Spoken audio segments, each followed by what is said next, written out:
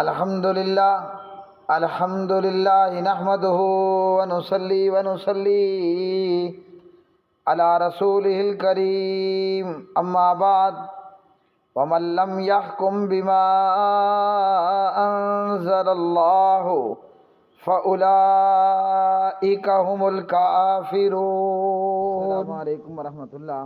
طارق شیخ بھائی، سوال آپ کا، ومن لم يحكم بما انزل الله فاولئک هم الکافرون فاولئک هم الفاسقون۔ اگر آپ کا یہ سوال پاکستانی حکمرانوں کے تعلق سے ہے، عمران خان ہو، ایکس وائی زیڈ کوئی اور ہوں، تو کیا یہ اس آیت کے تحت کافر بنتے ہیں؟ جواب ہے کہ کافر نہیں بنتے۔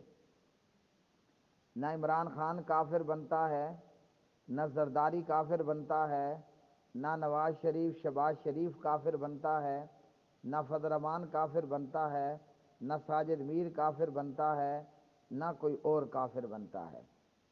اب آپ کہیں گے قرآن نے تو صاف لکھا ہے کہ من لم یحکم بما انزل اللہ، ہماری عدالتیں، ہماری پارلیمنٹ کتاب و سنت کے مطابق فیصلے نہیں کرتی ہیں، تو یہ تو ہوئے نا پکے پکے کافر؟ جواب ہے کہ نہیں ہوئے۔ سب سے پہلی بات تو یہ سن لیں کہ تکفیر نہایت خطرناک ترین کام اور عمل ہے۔ اگر ہم عمران خان کو کافر ڈکلیئر کرتے ہیں، یا ہم شہباز شریف کو وغیرہ وغیرہ کو کافر ہونے کا فتویٰ لگاتے ہیں اور عمران خان کافر نہ ہوا، تو میں تو پکا کافر ہو گیا نا۔ اب بتائیے آپ نے اپنا فائدہ کیا یا اپنا نقصان کیا؟ ایک بات۔ دوسری بات یہ ہے کہ کسی فرد یا کسی جماعت پر تکفیر کا حکم لگانا، کافر ہونے کا کہنا، یہ عام آدمی کا تو کام ہی نہیں ہے، یہ عام آدمی کا کام ہے ہی نہیں۔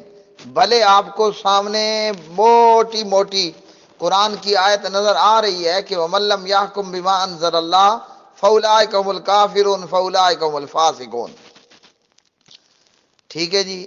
ایک بات، کسی عالم دین کا کام بھی یہ نہیں ہے کہ وہ کسی کو کافر ڈکلیئر کرے، الا یہ کہ علماء دین کی ایک پوری لجنہ بیٹھے، وہ دنوں یا ہفتوں اپنا سر کھپائیں اور اس کے بعد فیصلہ ہو یہ فرد، یہ جماعت کافر ہے یا کہ نہیں ہے۔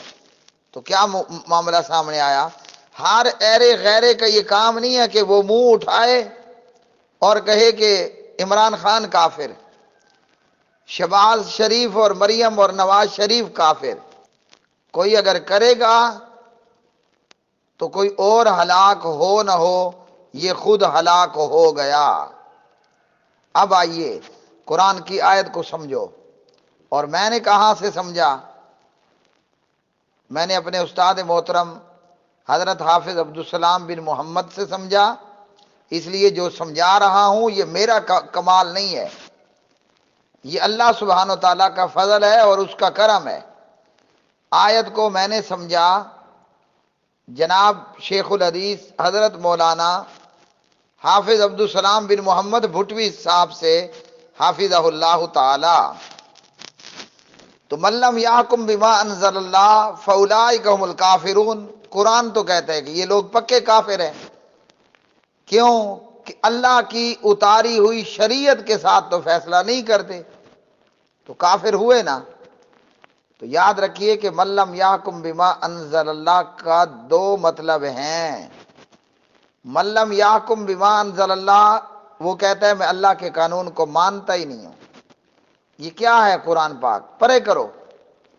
وہ کہتا ہے میں حدیث رسول نظام مصطفیٰ مانتا ہی نہیں ہوں، پڑھے کرو، چھوڑو اس کو، یہ پکا کافر ہے۔ وہ کہتا ہے کہ میں قرآن مانتا ہوں، وہ کہتا ہے میں نظام مصطفیٰ مانتا ہوں، مثلا مثال بھی دوں، پھر آپ یہ نہ کہیں کہ ہوائی فائرنگ ہو رہی ہے انڈین آرمی کی طرح، سر نیچے گن اوپر، نہ، ایسی بات ہرگز نہیں ہے۔ مثال یہ ہے کہ ہمارا ملک، اگر ہم اپنے ملک وطن عزیز پاکستان کی بات کریں تو ہمارے آئین کے اندر یہ 73 کا یا جتنے وقت کبھی آئین تھا جب بنایا گیا، اللہ اکبر۔ آئین پاکستان میں یہ لکھا ہے کہ اس ملک میں سپریم قرآن اینڈ سننا ہوگا۔ اب بتاؤ یہ سارے لوگ اس آئین پر حلف اٹھاتے ہیں، یہ کافر ہیں کہ مسلمان ہیں؟ تو جواب ہے کہ مسلمان ہیں۔ جب آئین کے اندر یہ لکھ دیا گیا کہ سپریم قرآن اینڈ سننا ہے تو یہ بیچارے کافر تو نہیں ہے نا؟ گناہگار، بدکار، فاسق، فاجر، نکمے، تھکے ہوئے، بیمار، یہ تو آپ کہہ سکتے ہو، اور ہم کہتے ہیں کافر یہ نہیں ہیں۔ ٹھیک ہے جی۔ اور یہ جو ہمارے ملک میں موجود پارلیمنٹ ہے، ٹھیک ہے کہ یہ نظام جمہوریت کا اسلام سے کوئی تعلق نہیں۔ پارلیمنٹ کی پیشانی پر متھے پر لکھا ہے لا الہ الا اللہ محمد رسول اللہ۔ تو جب آئین کے اندر یہ بات موجود ہے کہ سپریم قرآن اینڈ سننا ہوگا، اور عدالت اور پارلیمنٹ کے کسی بھی خلاف شرع فیصلے کو شرعی عدالت اسے جو ہے وہ نوٹس اس کا لے سکتی ہے اور اس پر آبجیکشن کر سکتی ہے اور اس کا رد کر سکتی ہے۔ تو اس لیے یہ لوگ کافر نہیں ہیں۔ ایک تو یہ آئین میں ہے سپریم قرآن اینڈ سننا ہوگا، ایک بات۔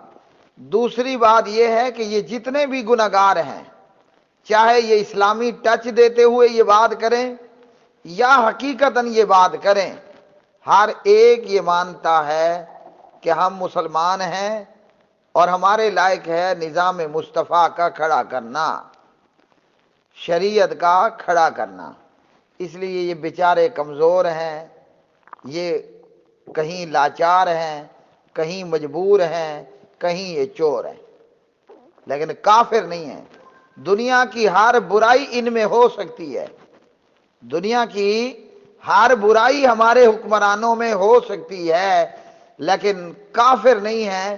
ہم ان کے کافر ہونے کا فتویٰ نہیں لگا سکتے ہیں۔ اچھا، جو قرآن کو سپریم مانتا ہے اور سننا نظام مصطفیٰ کو بھی سپریم مانتا ہے، لیکن کسی بھی وجہ سے اگر وہ اس نظام کو کھڑا نہیں کر پا رہا، چاہے اس کے اوپر کوئی پریشر ہے یا وہ بذات خود چور ہے، دو نمبرہ ہے، وہ گناہگار ہے، کبیرہ گناہ کا مرتکب ضرور ہے، مگر وہ کافر نہیں ہے۔ یہی تکفیر